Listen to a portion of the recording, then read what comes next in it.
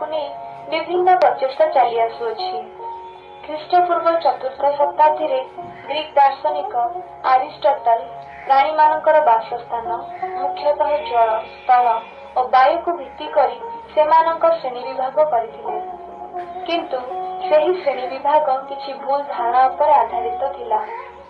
उदाहरण स्वरूप समुद्र रे प्रबाल, ऑक्टोपस, समुद्र तारा, शार्क और तिमी भली विभिन्न प्रकारर प्राणी रही थांती।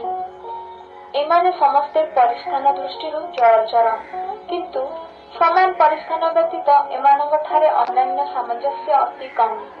तेणु केवल परिस्थान उपर निर्भर करी जीव जगतर गोष्ठी विभक्त करने ठीक हेब नाही। अतएव केउ निर्दिष्ट आधार बा लक्षण गुडी को नहीं श्रेणी विभाग कराजिब ताहा स्थिर करिवार आवश्यकता पड़िला। निर्दिष्ट आधार बा लक्षणर अर्थ कौन? जीव जगतर श्रेणी विभाग करण समय जीव गोष्ठी मध्य रहिथिबा सेमानक आकार, व्यवहार बा प्रकृति, शारीरिक गठन किंबा कार्यधारा समानता अथवा पृथक गुण गुड़िक साधारणतः लक्षण भाव ग्रहण करा जाइथाय। एही लक्षण गुड़िक जीवर गोटिए लेखाए निर्दिष्ट गुण को बुझाई थाए। जेपरिक मनुष्य शरीर लोमयुक्त होइथिबा बेले माछर शरीर कातिरे ढांकी होई रहिथाय। मनुष्य जाति पाई लोम बा बाल गोटे विशेष लक्षण होइथिबा बेले माछ मानक पाई काति एक विशेष लक्षण होइथाय। एही परि विशेष लक्षण थिबा केतोटी प्राणी को उदाहरण दियो। तेबे जीव गोष्ठीर श्रेणी विभाग बेले केउ लक्षणर प्राधान्य केते अधिक ताहा जानिबा आवश्यक। एठारे गोटे पत्थरर तैयारी कांथर कथा विचार करा जाऊ। आमे जानू जे कांथटीए तैयारी पाई विभिन्न आकारर पत्थर, इटा आदि व्यवहार करा जायथाय। कांथर अग्रभागरे किपरि पत्थर और इटा व्यवहार करा जिवो ताहा कांथर तळ भागरे व्यवहार करिथिबा पत्थरर आकार को प्रभावित करि नथाय। किंतु तळ भागरे व्यवहृत पत्थरर आकार और प्रकृति कांथर उपर भागरे व्यवहृत पत्थरर आकार और प्रकृति को निर्धारण करिथाय। उपरोक्त उदाहरण रे कांथर तळ भागरे व्यवहृत पत्थर स्तरर एक विशेष लक्षण रहिथिबा सह ताहा कांथर उपर स्तररे व्यवहृत पत्थर गुड़िकर मान निर्धारण करिथाय। सेही भली जीव जगतर श्रेणी विभक्तिकरण रे मध्य एहार मुख्य विभाग गुड़िकर विशेष लक्षण ताहार परवर्ती पर्याय बा स्तरर प्रकार भेदको निर्धारण करिथाय। एणु जीव जगतर एही श्रेणी विभाजन बेले गोटे स्तरर प्राणी बा उद्भिद बा तल स्तरर प्राणी बा उद्भिदर लक्षण गुड़िक द्वारा प्रभावित हेबा सह केतेक समानता बजाय रखिथाय।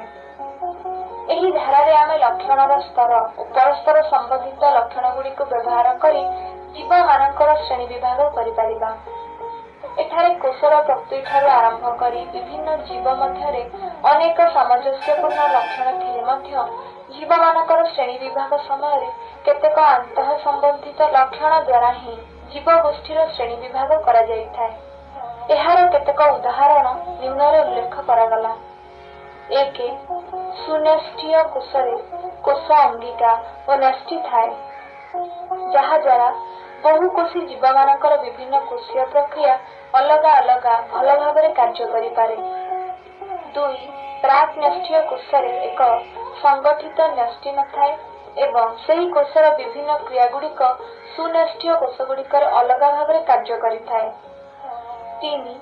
एही नेष्टि विशिष्ट कोष परवर्ती समय बहु कोषरे विभक्त होई विशेष कार्य करि पारंती।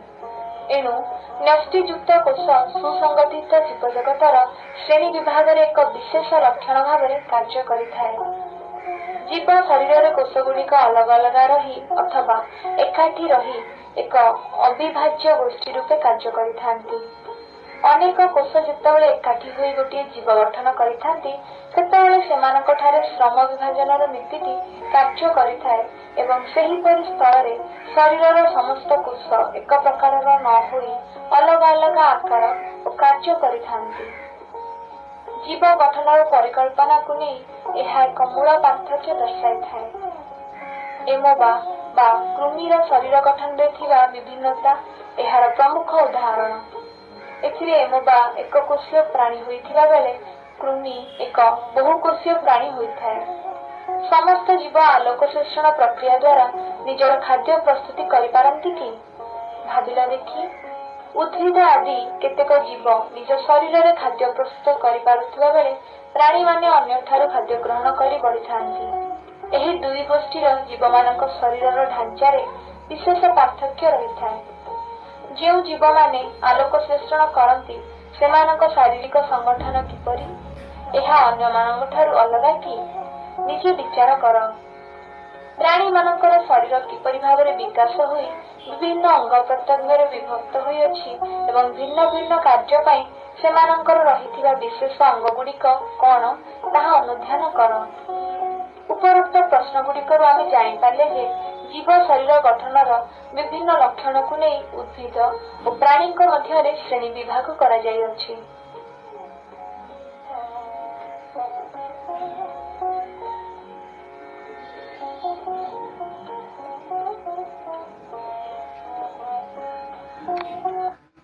ଶ୍ରେଣୀ ବିଭାଗର ପଦାନୁକ୍ରମ। ପୂର୍ବରୁ ଆଲୋଚନା କରାଯାଇଛି ଯେ ଏକ ବା ଏକାଧିକ ଜାତିର ସମାହାରରେ ଗୋଟିଏ ପ୍ରଜାତି ଗଠିତ ହୋଇଥାଏ। ସେହିପରି ଏକ ବା ଏକାଧିକ ପ୍ରଜାତିର ସମାହାରରେ ଗୋଟିଏ ବଂଶ, ଏକ ବା ଏକାଧିକ ବଂଶର ସମାହାରରେ ଗୋଟିଏ ବର୍ଗ ଏବଂ ଏକ ବା ଅଧିକ ବର୍ଗର ସମାହାରରେ ଗୋଟିଏ ଶ୍ରେଣୀ ଗଠିତ ହୁଏ। ସେହିପରି କେତେକ ଶ୍ରେଣୀର ସମାହାରରେ ପର୍ବ ଓ ବିଭିନ୍ନ ପର୍ବର ସମାହାରରେ ପ୍ରାଣୀ ଜଗତ ଓ ଉଦ୍ଭିଦ ଜଗତ ଗଠିତ ହୋଇଥାଏ। କେତେକ ସ୍ଥଳରେ ପ୍ରଜାତିକୁ ଉପପ୍ରଜାତିରେ, ବଂଶକୁ ଉପବଂଶରେ, ବର୍ଗକୁ ଉପବର୍ଗରେ, ଶ୍ରେଣୀକୁ ଉପଶ୍ରେଣୀରେ ଓ ପର୍ବକୁ ଉପପର୍ବରେ ମଧ୍ୟ ବିଭକ୍ତ କରାଯାଇଥାଏ। ଜୀବ ଜଗତ, ପ୍ରାଣୀ ଜଗତ, ଉଦ୍ଭିଦ ଜଗତ, ପର୍ବ, ଶ୍ରେଣୀ, ବର୍ଗ, ବଂଶ, ପ୍ରଜାତି, ଜାତି।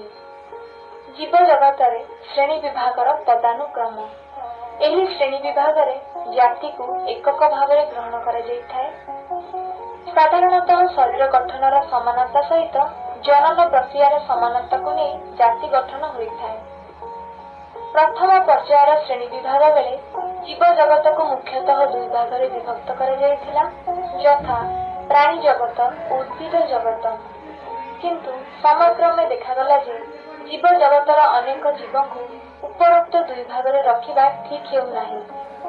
ପରବର୍ତ୍ତୀ ସମୟରେ ଅର୍ଥାତ୍ 1844 ମସିହାରେ E.H. ହେକେଲ ନାମକ ଜର୍ମାନୀର ଜଣେ ପ୍ରାଣୀ ବିଜ୍ଞାନୀ ଏକକୋଷୀ ଜୀବମାନଙ୍କୁ ପ୍ରୋଟିଷ୍ଟା ନାମକ ଅନ୍ୟ ଏକ ଭାଗରେ ଅନ୍ତର୍ଭୁକ୍ତ କରି ତିନି ଜଗତ ଶ୍ରେଣୀ ବିଭାଗର ପ୍ରସ୍ତାବ ଦେଇଥିଲେ।